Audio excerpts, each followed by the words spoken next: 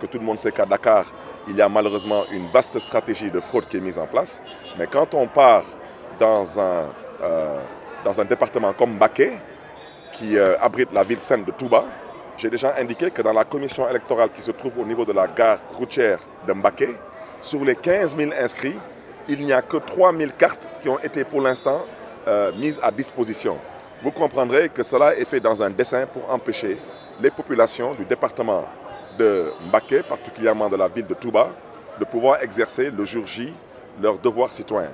Donc sur ça, je pense que le gouvernement n'a absolument rien dit. Sur une autre question qui intéressait plus d'un Sénégalais, sur les ressources naturelles.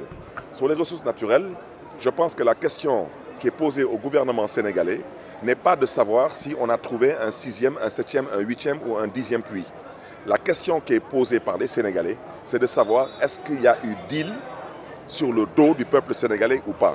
Je crois que des accusations assez sérieuses ont été formulées envers ce gouvernement, des accusations de détournement de nos ressources naturelles, particulièrement des accusations visant des membres de la famille présidentielle.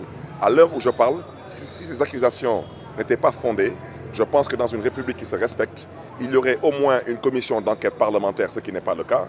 À défaut, le procureur de la République se serait au moins autosaisi comme il s'empresse de s'autosaisir quand il s'agit d'opposants. Mais au pire des cas, vous comprendrez tout de même qu'une personne honorable, par rapport à son honorabilité, aurait au moins saisi la justice pour diffamation, ce qui n'est pas non plus le cas.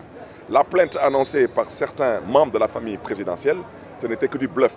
Donc je pense qu'on attendait le Premier ministre aujourd'hui sur des questions, réponses plus sérieuses que de vouloir surfer sur l'essentiel pour nous amener dans le détail.